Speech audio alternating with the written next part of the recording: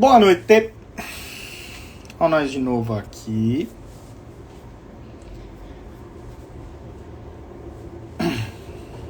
Instagram informando a galera, o povo. Boa noite, pessoal que tá entrando. Esperar uns minutinhos pro povo entrar. Espero que estejam todos bem. E comprometido, estamos de volta para bater um papo. Aí, Thalita, Marcião. Hoje o tema é análise pronta com menor custo. Dari, bem-vinda, boa noite. Boa noite, André, tudo bem? Então, hoje a gente vai falar de análise pronta com menor custo, né? Lembrando que ainda a gente vai ter mais 2 lives esse mês, né? Uma vai ser de tempo de análise versus produtividade e a outra, se você sabe o custo da sua análise. Qualitate na área. Beleza? Se você sabe o custo da sua análise. E aí, enfim, acho que a gente vai ter tema para tudo, né? Aqui eu separei uns tópicos bem legais pra gente falar sobre análise pronta e com menor custo, né? O pessoal tá esperando mais um minutinho aí para todo mundo entrar. E assim, conforme vocês forem tendo dúvidas, questões, etc., vão colocando aqui pra gente, tá? Vamos batendo aquele papo, tá bom? Então, vamos lá. Quando a gente fala de análise pronta e o apelo é exatamente esse, primeira coisa que a gente precisa saber é o que é pronta.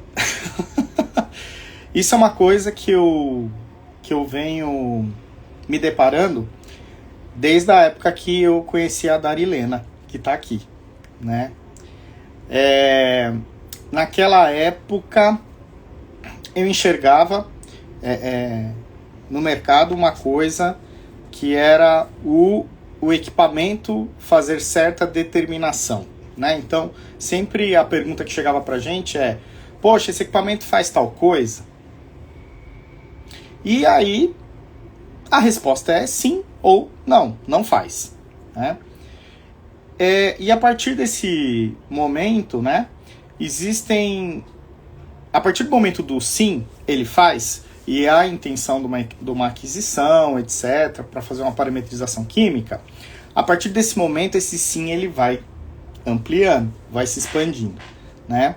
E aí, de repente, não é só pôr o equipamento na mesa, não é só colocar a análise para rodar, né? Para a gente ter uma análise pronta, eu elenquei algumas coisas que a gente precisa, né? Olha o laudo. E aí, bem-vindo! Algumas coisas que a gente precisa. Então, para se ter uma análise pronta de fato, primeiro lugar, a gente precisa dos materiais para a rota de preparo de amostra, que pode ser uma lista bem interessante, né? A gente aqui da TZF se especializou nessa parte, inclusive nesses 12 anos, né? Além da lista de materiais de preparo, ou seja, a gente precisa saber se a sua amostra é carregada, se não é, se ela tem, precisa atender a parametrização baixos limites, altos limites, etc, etc, etc. Além disso, quando a gente resolve e entende que o preparo de amostra para a sua amostra ou para aquela amostra específica é de tal jeito, aí nós vamos partir para o que você quer determinar dentro. Bom, eu quero determinar um conjunto de compostos. Beleza. Você precisa de um padrão de referência. Seja a análise química que for. Legal. Desses padrões de referência, você vai utilizar para fazer a sua curva de calibração. Mas será que ela está certa? Não sei. Então você vai ter que ter os padrões para controle. Vocês estão vendo como o negócio vai ficando maior? Além dos padrões de controle, você precisa ter um procedimento registrado do que você fez para aquele método funcionar. Além do procedimento, você precisa ter pelo menos uma estimativa estatística, né? Uma estatística mínima para falar, olha, está atendendo certos parâmetros, certos requisitos. Depois disso, se o seu método, né, está sendo adaptado de uma normativa, se o seu método está sendo referenciado por uma normativa, mas é uma coisa nova, mais eficiente e otimizada, e normalmente a gente tende a fazer isso, né? A cada 5 anos, hoje está até de 3 a 5 anos, você consegue revisitar o seu método e deixar ele melhor, né?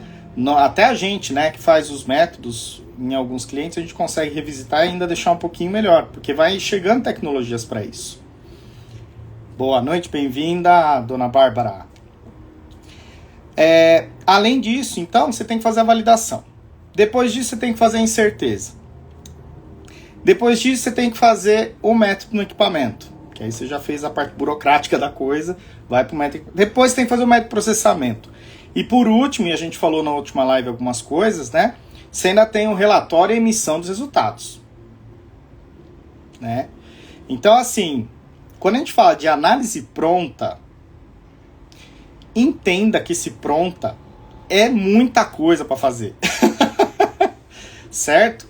E você, naquela esperança de receber um equipamento plug and play. Comprei aqui o meu equipamento de análise de óleos e graxas. É só botar na bancada e rodar, certo? Então, se você já tem uma estrutura, um profissional separado ou uma cultura dentro da sua empresa que vai conseguir tirar alguém da rotina para fazer toda essa listinha que eu falei para você e acertar na primeira vez, tá? Excelente. Inclusive, quero conhecer sua empresa, né? Agora, se não teve essa sorte de ter tudo isso muito bem organizadinho, vai tomar um tempo, esse tempo vai impactar em hora o homem, né? E vai impactar nos custos do laboratório, tá? Então, o apelo da nossa chamada aqui, da nossa live, é conversar sobre as novas possibilidades em relação à análise pronta, tá? As tecnologias que a gente tem hoje com análise pronta. Por quê? Porque abriu pra gente uma perspectiva que quando você consegue montar esse pacote, onde a gente falou semana passada do tripézinho, né? Então a gente tem o procedimento, tecnologias e pessoas, né? Quando a gente fala de laboratório, né? Então, quando a gente consegue fora, nessas horas você chama a Tati, exatamente. Ai, Bárbara, exatamente. Por quê? Porque fica muito complicado, né? Quando a gente fecha esse triângulo, né? Que eu comentei com vocês, a gente consegue ser mais efetivo. E hoje, de fato, a gente consegue fornecer uma solução de análise pronta e com isso impactar no menor custo, tá? Se você for colocar na ponta do lápis, só essa partezinha que eu comentei de tudo, né? Os requisitos que requeridos, né? Pela determinação, né? Todos esses requisitos requeridos pela determinação, para você ter um método rodando, novamente, já impacta em custo, né? Agora, se a gente associar isso às tecnologias disponíveis, a gente consegue reduzir razoavelmente aí e criar um impacto positivo em termos de produtividade, redução de consumo de reagente.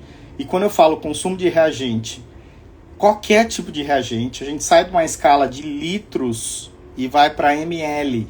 Se você tem uma análise que gasta em ml, você vai para microlitros, tá? Consequentemente, o consumo de padrão joga-se fora todos os anos, Se você é um abençoado de 17,025, joga-se fora. Muito padrão, né? Devido ao vencimento, certo? E aí, tem uma seara aí que eu não vou entrar, né? Mas devido ao vencimento. E assim, será que você precisava comprar aquele volume? Né? Seja padrão de calibração, seja padrão de verificação, né? Os reagentes também, por mais que as validades venham sendo estendidas, né? Os reagentes também, joga-se fora muito reagente. Então, quando a gente entra nesse universo, tá? A gente promove uma redução na cadeia completa. Bom, vou dar alguns exemplos, que eu adorei as minhas caixinhas, tá? Vou dar alguns exemplos. Então, por exemplo, nas minhas caixinhas apareceu quem não falar de cianeto, né? Quem não falar de cianeto tá mentindo. Pois é. A análise de cianeto hoje, ela se divide em duas determinações: cianeto total e cianeto livre. Vai obrigatoriamente passar por um processo de digestão, certo? Dependendo do cianeto que você for tirar, você tem que fazer a digestão. Querendo você ou não, tem que fazer a digestão, né? E aí você vai na norminha lá, e aí a saída do cianeto, né, vai sair em HCN, e aí é gás, e esse gás vai ter que borbulhar numa solução de hidróxido de sódio, aquela coisa toda. Tudo bem. Hoje você faz com ml, você pega 100 ml da amostra, você pega mais 50 ml de ácido, aí dependendo do método que o pessoal faz, tem mais o hidróxido de sódio, enfim, você fala em ml. E a escala é grande, né? No entanto, que o equipamento ele ocupa uma capela, gente. Tá? Uma capela. Pois é. Hoje é possível trabalhar com esse mesmo com o mesmo método, praticamente, tá? Em duas vertentes. Tá? Uma é a parte colorimétrica, tá? E na parte colorimétrica a gente vai sair a solução do destilador já, do preparo de amostra, e ir diretamente no fotocolorímetro, vamos dizer assim, e o colorímetro ele vai pegar microlitros e fazer uma reação em microlitros e fazer uma leitura para você de forma extremamente rápida, repetitiva e com uma excelente exatidão, tá? Essa é uma abordagem. A outra abordagem é trabalhar com uma tecnologia que a gente chama de fluxo segmentado, tá? Fluxo segmentado. O fluxo segmentado, ele deixa tudo pequeno, né? Então, em vez de você ter aqueles destiladores que eu sei que quem faz análise de cianeto ama de paixão, certo? Gigantescos que quase quebram sempre e vazam quase sempre, não, quer dizer, isso é em outros lugares que eu ouvi falar, né? Hoje você com equipamento de fluxo segmentado, você consegue fazer a análise de cianeto livre ou total com uma escala de microdestilação a vácuo. E aí eu passo dos ml de custo por amostra, de gasto, para microlitros. Isso aí vai impactar na entrada do custo, né, da minha amostra diretamente, e no descarte, na parte do resíduo, tá? Então, cianeto, por exemplo, você tem um aparelhinho bonitinho, né, que a gente quer o fluxo segmentado, né? Também o pessoal chama de FIAS, popularzão, né? É um FIAS segmentado. Então você vai colocando, simplesmente você coloca a sua amostra, certo? De 100 ml que você precisa para fazer um ensaio tradicional, que provavelmente você vai repetir, né? Porque a maioria dos destiladores tem alguns probleminhas de tempo, de uso, de eficiência térmica, etc.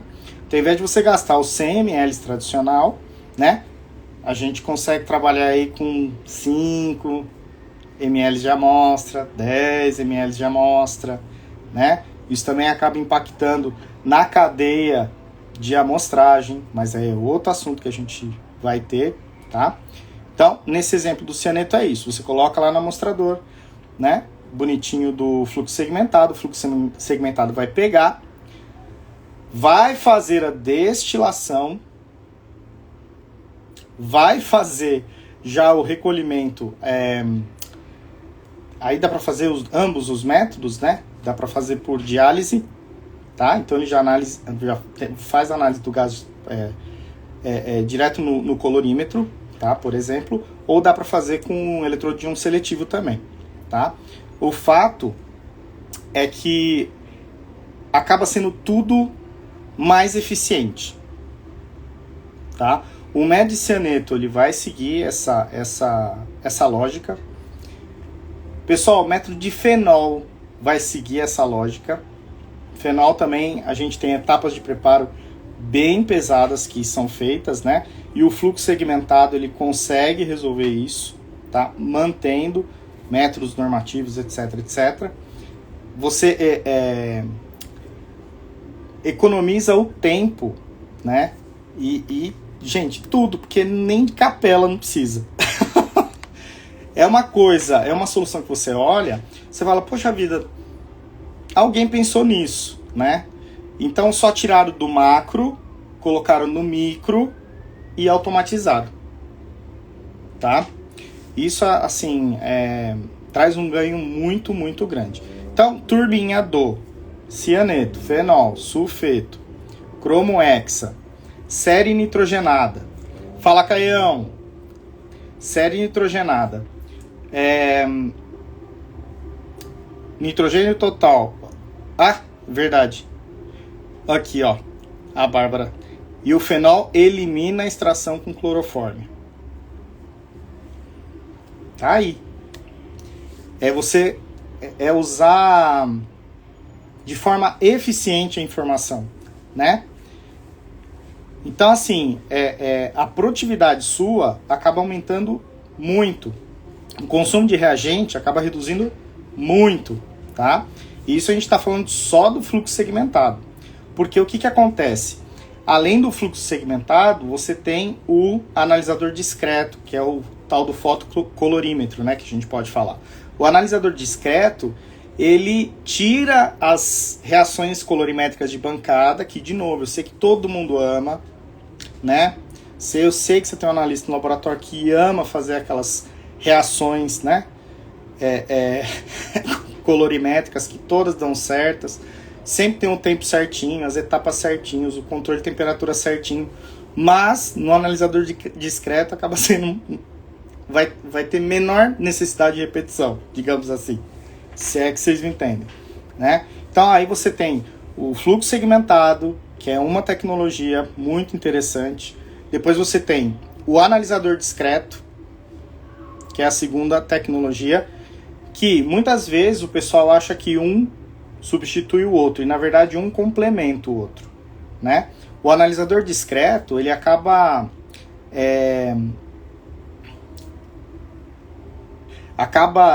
fazendo a determinação com a sua rota de preparo tradicional, certo? O FIAS, ele faz o preparo da sua amostra em fluxo, tá?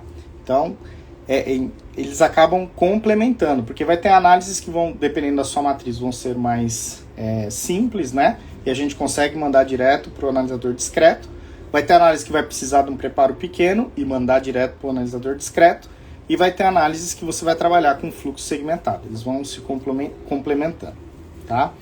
Essas aí são duas tecnologias que eu queria conversar com vocês hoje e que tem esse apelo. Por quê? São tecnologias que a análise ela vai vir pronta, tá? Aquela listinha que a gente comentou do começo, a gente acaba fornecendo tudo junto para não ter perigo, para a implementação ser rápida, tá? No caso do FIAS, a gente tem uma vantagem. No caso do FIAS, a gente tem uma vantagem, tá? Porque ele mantém toda a parte de acreditação sua, né? Simplesmente você automatiza o método que você já faz. No discreto a gente tem isso também, tá? É bem interessante. Dá para fazer um estudo e dar uma olhada em cima disso, tá? Outro exemplo de análise que eu vi foi DBO, né? Mandaram uma caixinha para mim, falaram, fala de DBO. Gente, DBO,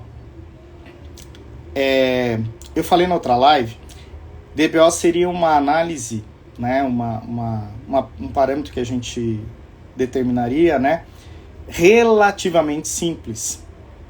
Mas é na simplicidade das variáveis ali que saem do controle, que aí às vezes vira aquela coisa que você repete uma, repete duas, repete três, repete quatro, repete cinco, repete seis e vai aumentando as repetições para ver se a gente consegue entender o resultado naquela amostra para ser liberado, né?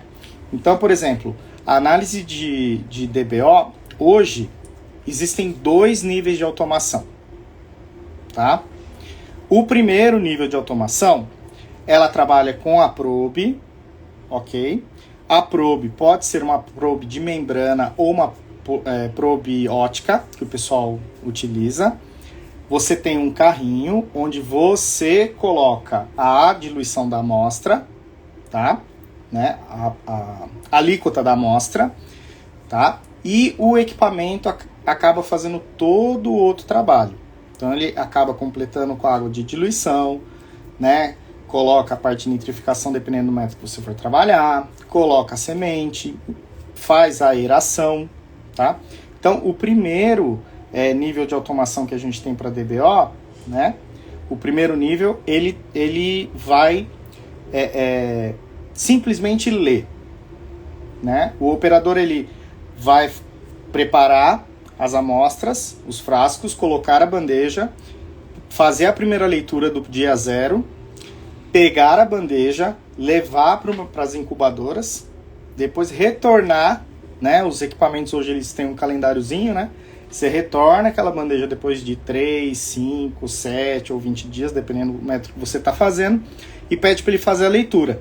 Aí a leitura do último dia para o primeiro dia pro dia 0, né? Ele vai já passar para você o valor de DBO direto, tá? De forma simples, de forma rápida. Esse é o primeiro nível de automação. Então, o primeiro nível de automação, você tem que colocar a amostra, mais água de diluição, selo hídrico, primeira medida, aeração, tá? O próprio equipamento vai fazer. Existe o segundo nível de automação para a parte de DBO, tá? Esse segundo nível é muito legal, né? Esse segundo nível, o operador simplesmente vai e coloca a amostra no equipamento. O equipamento faz a medida do pH, ajusta a medida do pH, faz a alicotagem da amostra, enche com água de diluição, faz a aeração da amostra, faz a leitura, só não leva para a incubadora, tá? Aí você tem que ter uma pessoa que carregue a amostra, carregue os reagentes, pega a bandeja, leva para a incubadora, traz ela de novo para ela fazer a medida do dia final, né? Então, você tem esses 2 conjuntos de automação, a gente já conseguiu chegar nesse nível, tá? E aí, qual que é o principal ponto? Por que se repete muita análise em DBO? E por que se perde tanto tempo? E eu tenho certeza que você não pôs na ponta do lápis o custo que você está tendo com o trabalho, tá? Por que se perde tanto tempo? Justamente pelo jeito da medida, né? O operador, ele, né, por mais que seja simples, né, essa variação de tempo entre uma medida e outra, a forma de medida de um e outro, acaba dando muito desvio, né? E a DBO, ela tem uma criticidade, por quê? Ela leva dias para você saber se tá certo ou não, se deu certo ou não. E isso impacta diretamente no tempo, né? E eu brinco que quando a gente fala de laboratório ambiental, principalmente, né? O pessoal, ele não compra análise, né? Ele compra tempo. Então, se você entregar mais rápido, ótimo. Se você demorar mais para entregar, é tempo, né? E com isso, a gente acaba tendo um impacto muito grande na cadeia de emissão de resultado, tá? Então, DBO seria a análise mais sensível, seria a análise mais simples, mas acaba sendo a mais sensível dentro do quadro geral de emissão de resultados, tá? Beleza? Então a gente viu cianeto, fenol, sulfeto. Dentro dessa turminha temos cromohexa, temos série nitrogenada que eu comentei, tem amônia. O que mais que dá para colocar? Surfactantes, dá para colocar também. A gente viu essa turminha. A gente viu DBO, os 2 níveis de automação que a gente tem, né? Já com a análise pronta, de fato. Temos a DQO, óbvio, né? Se a gente faz a DBO, tem que ter a DQO, né? Demanda química de oxigênio. Pessoal, a demanda química de oxigênio também tem a oportunidade em 2 níveis de automação, certo? O primeiro nível de automação, da mesma forma, o operador coloca a amostra, certo?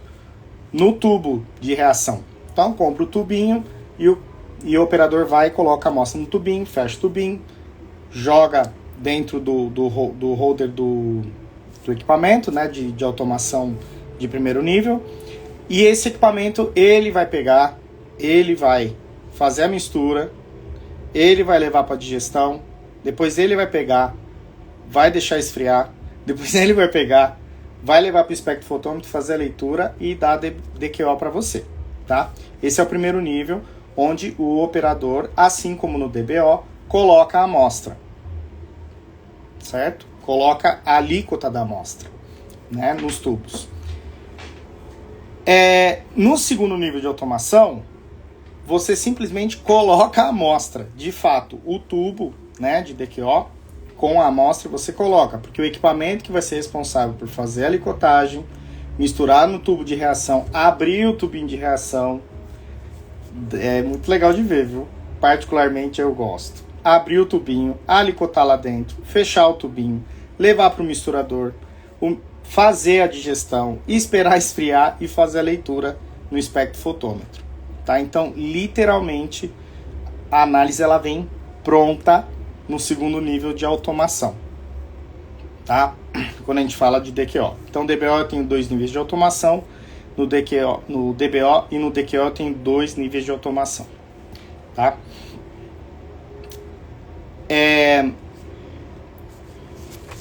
Outra solução que a gente vai ter disponível também, né, que essa aí impressionou muito, e essa aqui já muda um pouco o nosso escopo, né, é a parte de óleos e graxas. E aí, sendo honesto, né, óleos e graxas como eu posso dizer, quase que uma revolução dentro do laboratório em termos de oportunidade, tá? Por quê? Porque hoje você vai fazer óleos e graxas com aqueles extratores, né? Então você põe sua amostra lá, extrai lá suas 4, 6 horas, né? É uma análise gravimétrica, então você vai lá, pega o seu copinho, pesa na balança, anota a massa, tira, põe nessa análise, vai fazer esse processo de extração, depois você tira, depois você vai e pesa, às vezes a massa dá maior, aí você não entende muito o que está acontecendo, né? Porque acaba sendo uma análise muito sensível. E essa análise hoje, nos laboratórios que fazem óleos e graxas, né, ela leva em torno de 6 a 8 horas, mais ou menos, né? Aí vai depender da característica da amostra, né? Se é aquelas amostras bem pesadas, demora mais. Se é umas amostras mais levinha, aí vai um pouco mais rápido, né? Mas ela é 100% dependente do operador. E o mais interessante é que, por exemplo, por amostra a gente gasta 100 ml. Aí estava eu e Tatiana fazendo continhas para uma análise desse tipo. E em um ano, com uma demanda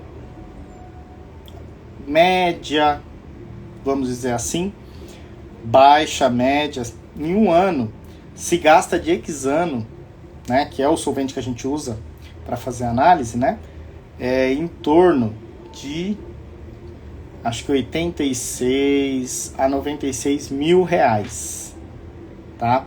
Isso é o que se gasta de hexano por ano aí para fazer uma análise de óleos e graxas, tá? Existe uma proposta hoje, que é uma proposta utilizando, em vez de uma análise gravimétrica, que significa o quê? Você pega a balancinha, pesa e por diferença de massa você deduz, né? Você deduz que você tem o índice daquele parâmetro, né? Tem uma proposta hoje que a gente trabalha via instrumental. Acho que vocês já ouviram falar, ou, né, em alguma propaganda, workshop, etc., sobre esse tipo de abordagem. Então, ao invés de você usar a balancinha pela diferença de massa, você vai utilizar o infravermelho, exatamente, um FTIR, tá?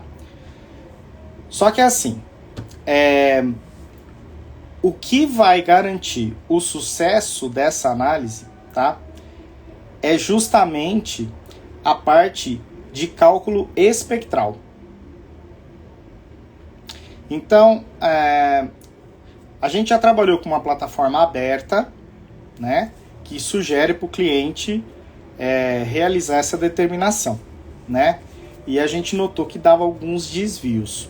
Existe uma plataforma fechadinha, que já tem toda a parte quimiométrica dentro dela, tá? No entanto que ela só tem o visor e só mostra o valor. Né? Você quer fazer o quê? Quer fazer óleos e graxas totais, enfim, tem lá e só dá o valor mesmo, tá? Essa parte quimiométrica acaba influenciando muito o resultado, né? Principalmente quando você tem uma diversidade de amostra muito grande, tá? Isso a gente está falando do final, né? Então você trocou a balança por o infravermelho. Sua análise ficou mais seletiva, sua análise ficou mais sensível, né? Em termos de capacidade. As faixas de trabalho de concentração ficaram mais coerentes e mais robustas, né? Tem uma série de fatores aí que melhora de você trocar uma análise gravimétrica por uma instrumental, certo? Esse é o primeiro ponto. Agora, gente, vem o impacto, aquela dor boa no coração, vamos dizer assim, tá? Que é a parte de preparo. Vocês lembram que eu falei para vocês que o OG demora aí umas 4 a 6 horas, pode chegar a 8, dependendo da característica da amostra, tá? Aqueles solos com... enfim. Pois um dos métodos que a gente desenvolveu, né, ajudou a transferir e aplicar essa tecnologia, a gente conseguiu fazer uma abordagem utilizando, ao invés da extração com hexano, por Soxhlet, né, por coluna, né, por Soxhlet, a gente conseguiu fazer uma extração líquido-líquido. Tá? Existe uma importância muito grande para que haja eficiência dentro desse tipo de extração líquido-líquido, ok?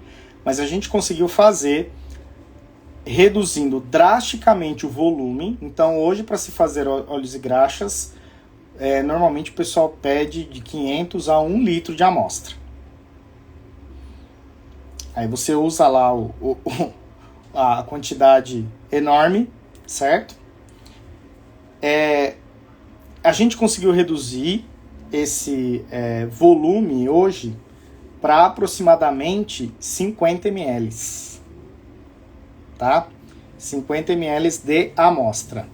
Inclusive a moça que fez, ajudou a fazer, acabou de entrar, tá? A gente conseguiu reduzir para 50 ml. Né? Sendo 50 ml de amostra e o hexano, lembra o quanto que eu falei que gastava por ano de hexano, porque vai em torno de 100 ml por amostra, né? a gente conseguiu reduzir para 10 ml. 10 ml. Então, tudo bem. Muito bem, tudo bem. Reduzimos custo com amostra e reduzimos custo com solvente. Tá bom, Fábio. Aí você me falou que reduziu o custo com amostra, com solvente. Você falou que a medida agora está mais robusta. Estou com mais segurança nos meus resultados. Vai dar menos retrabalho. Mas e o tempo de ciclo? Desde que essa amostra entra, eu faço a extração líquido-líquido e eu faço análise. Gente, o tempo de ciclo, que é de 6 horas, 4, 6 horas, né? A gente conseguiu reduzir para 15 minutos. Eu vou repetir. E 15 minutos ainda se você tiver com preguiça, tá? 15 minutos, tá? Esse é um dos casos que na live passada eu falei, poxa, a gente no laboratório, né? Tem tanta oportunidade de melhoria e tal, parece que a gente ainda tá mandando carta, tá? A análise de OG, de cara, né, vem com essa proposta para cima da gente, pra gente repensar algumas coisas, né? Mas a análise de OG, você sai mesmo de enviar uma carta para enviar um e-mail, né? E se você conseguir otimizar tudo, né, todas as oportunidades que você tem ainda ali, já vira o WhatsApp. Só para a gente ter uma ideia. Porque a velocidade é gigante, assim, de ganho. A produtividade é absurda, né? Seja para óleos e graxas totais, seja para a parte do mineral, tá? Dependendo do que você for determinar nessa área, né, você acaba tendo um incremento de produtividade, enfim, absurda, de verdade. Então, você sai de um universo e vai para o outro e economiza tudo, né? Você impacta a cadeia de amostragem, né? Se você faz amostragem, poxa, a cubagem dentro do transporte reduz muito, frasco reduz, né? Reduz a parte de resíduo, né? A gente está falando aqui de 1 litro de amostra, né? Nesse caso, você usaria 50 e o resto você descartaria ainda, enfim. Só que você tem o custo do descarte, você tem o cuidado, etc, etc, etc, tá? Então, dentro dessa parte de redução de custo, né? Então, a primeira parte aqui a gente já falou do que é análise pronta, né? E aí todas essas propostas que eu comentei com vocês são tecnologias onde a análise vai vir pronta, ok? Eu acabo tendo esse impacto em custo, tá? Eu acabo tendo esse impacto em custo. E um impacto muito, muito, muito grande. Deixa eu ver aqui. André, você tá aí? O pessoal tá quieto hoje.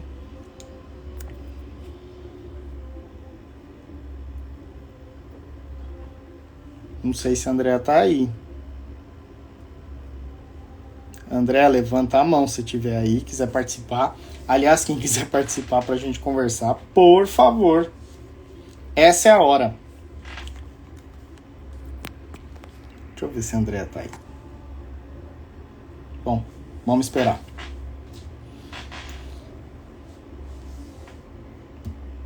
Pessoal, é isso. Basicamente, tá? Então a gente começou falando sobre o que seria uma análise pronta, que ela precisa dar toda aquela documentação, etc, etc. Além daquilo, todo o material de preparo, além daquilo, o método do equipamento, além daquilo, o método de processamento, além daquilo, como emite o resultado, etc. Tá? E, antigamente, quando eu comecei nessa área instrumental, essa parte começou a ficar muito mais complexa, era muito mais simples, né? E aí ela começou a ter uma complexidade muito grande. E aí, hoje, de fato, a gente tem condições com as tecnologias disponíveis, tá?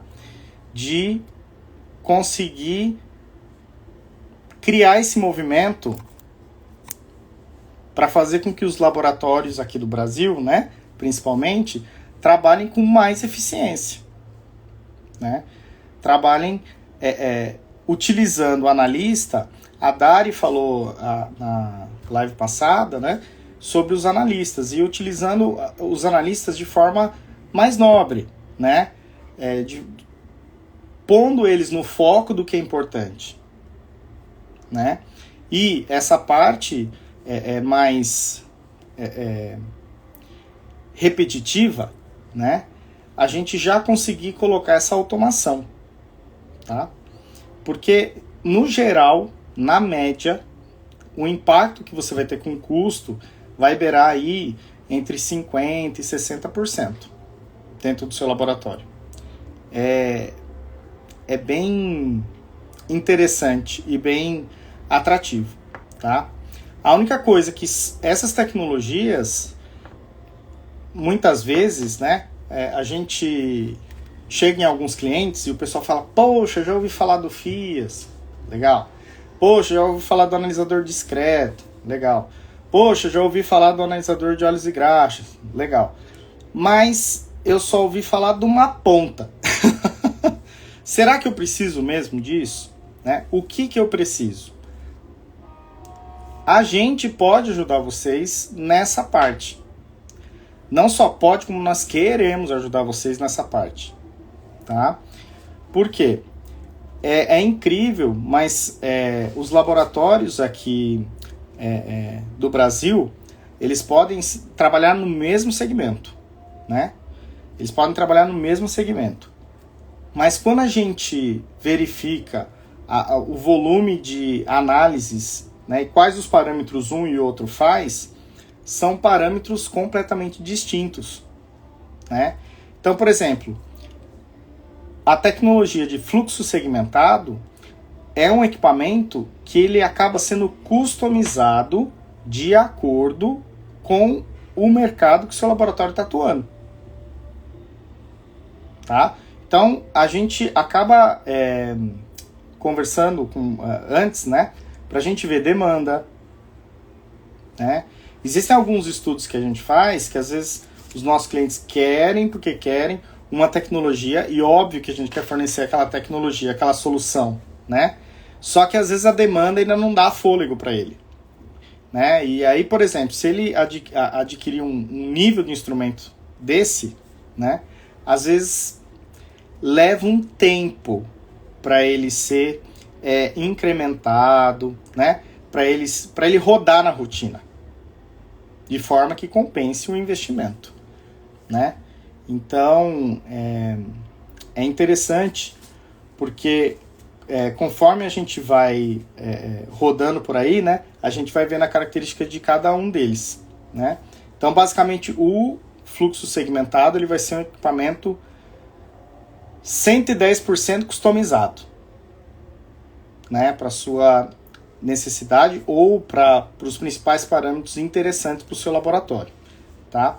Para complementar ele, você vai trabalhar com o analisador discreto, certo? Trabalhando com o que você tem de baixa demanda, tá? E aí você vai expandindo, né? Conforme você vai aumentando a demanda, aí você vai expandindo o canal, expandindo os kits, né? Pra vocês terem uma ideia, né? Existe a possibilidade dos reagentes desses equipamentos já virem até prontos, né? Imagina você pegar, tirar o lacre, colocar o reagente no equipamento e fazer que ele siga a análise ali, só carregar reagente e amostra, reagente e amostra, reagente e amostra, né?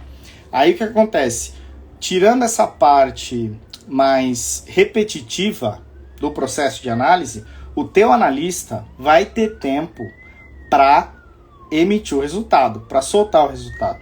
Hoje mesmo, né, a gente estava numa cliente, né, tá sendo um trabalho muito interessante que a gente está fazendo, e eu sempre gosto de frisar que quem solta resultado é o analista, não é o software, não é o equipamento, não é o Leans.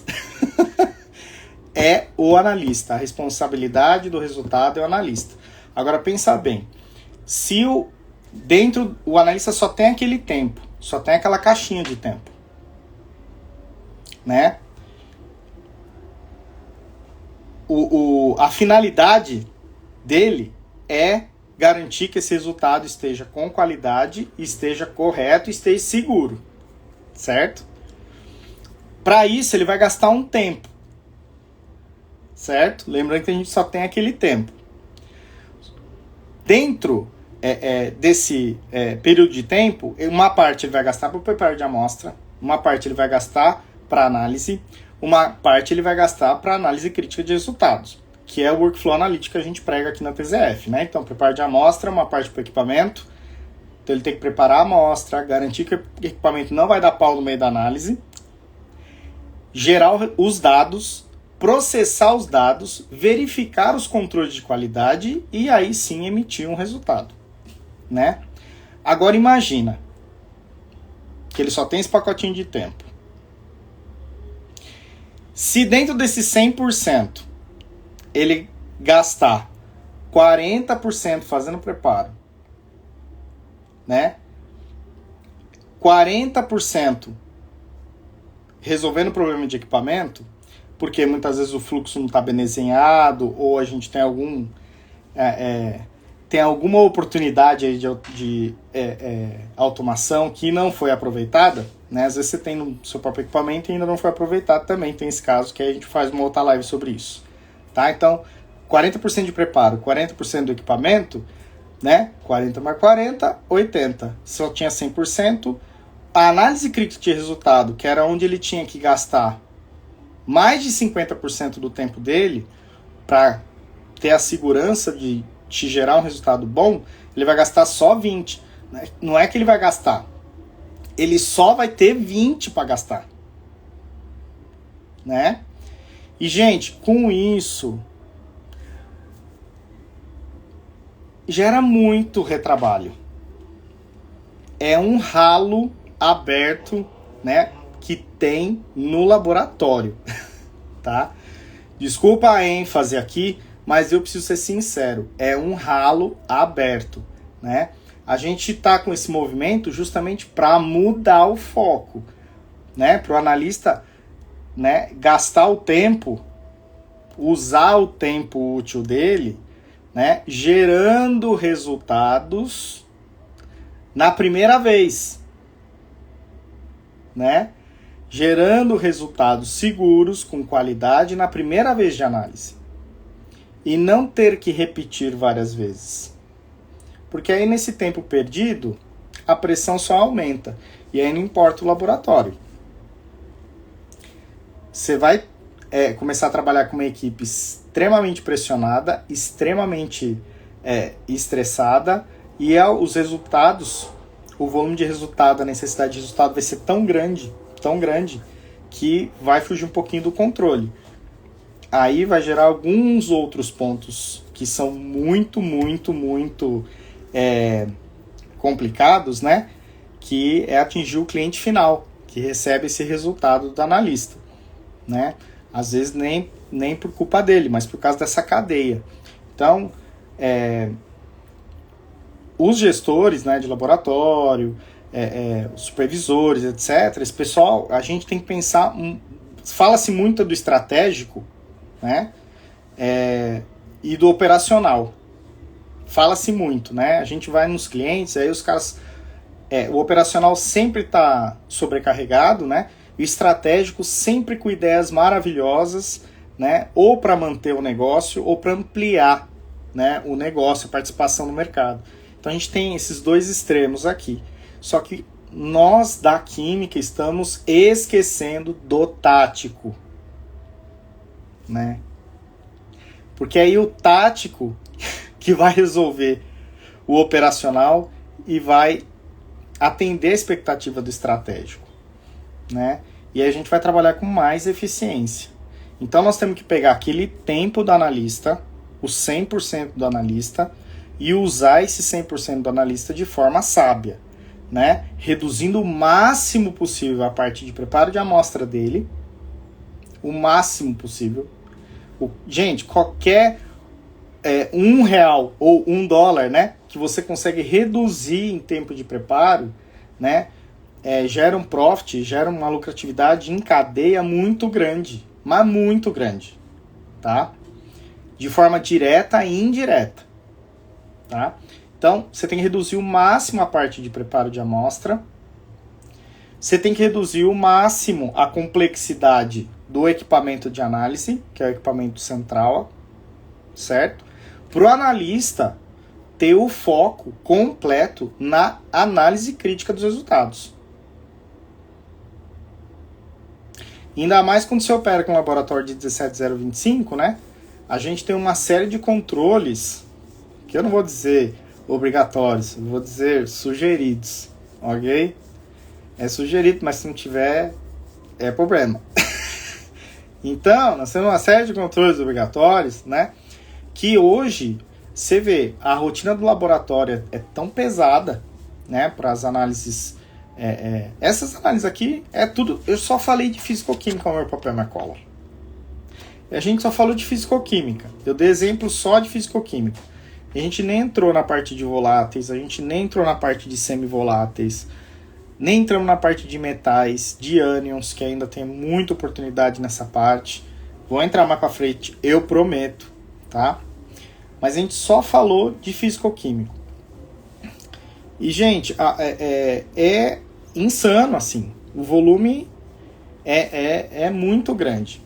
Então, se você não tiver o analista focado em liberar esse resultado com segurança, tá? Ter essa perspectiva, é o ralo aberto do retrabalho. Vai gerar muito retrabalho, né? O problema hoje é que a rotina é tão grande, tão imensa, que nem o retrabalho você não mede. Né? Não dá tempo. Não dá tempo. Né? Eu acredito assim, se alguém chega na sala do supervisor, do gerente, e fala, olha, o resultado deu errado. Não dá tempo de pensar. Refaz. Refaz. Né? Então, a gente precisa criar, né, esse movimento para a gente mudar um pouquinho essa cultura, tá? E, de fato, a gente só vai conseguir fazer isso, e isso é um papo muito sério que eu quero ter com vocês, a gente só vai conseguir fazer isso quando a gente mudar essa porcentagem, essa proporção, tá? Trazer menos passos, né? Que a gente conseguir automatizar na parte de preparo de amostra, automatizar na parte de leitura do equipamento principal, vai liberar tempo para o analista se preocupar com o que importa, que são a interpretação de resultado e a avaliação dos controles, para ter um resultado rápido e seguro, né? E sem dúvidas, né? E sem retrabalho, reduzindo muitos retrabalhos, tá? Bom, hoje a gente falou de análise pronta com menor custo, tá? Então a ideia de análise pronta aqui para vocês, né, fazer um resumo, é uma análise que tem aqueles requisitos que a gente conversou no começo, né, que a gente acaba provendo como solução, e ter a tecnologia com aqueles 2 níveis de automação que a gente comentou, tá? Isso aí a gente acaba impactando nos custos, né? Eu dei alguns exemplos aqui e a gente já entendeu como que é esse impacto, né? O primeiro deles é a parte do ralo aberto dentro do laboratório, né? Que a gente está perdendo dinheiro com retrabalho. Aí você tem tratamento de resíduo, redução do consumo de reagente, redução do consumo de calibrantes, né, materiais de referência, redução do consumo de hora homem, né, redução para essas finalidades, né, para essas finalidades. Então, deixando a hora homem onde tem que estar, no core business do seu laboratório, que é gerar análise com resultado confiável, tá? E aí, semana que vem, terça-feira às 20 horas, está sendo o nosso horário aqui. Nós vamos falar de tempo de análise versus produtividade. Hoje eu pincelei, né? A gente falou de algumas oportunidades aqui, dei um panorama geral a respeito dessas oportunidades. Do OG, que é o nosso queridinho, eu falei no detalhe, mas tem mais coisa para a gente falar. Semana que vem eu vou trazer alguns números para vocês, só para vocês terem uma ideia dentro desse universo, tá? O que dá para a gente fazer e o quanto que você aumenta de possibilidades de produtividade, né? E o quanto que você reduz de tempo de análise. Essa parte de tempo de análise vai entrar exatamente na caixinha do tempo de 100% que eu comentei com vocês, tá bom? Se você tiver alguma pergunta, manda o direct, tá?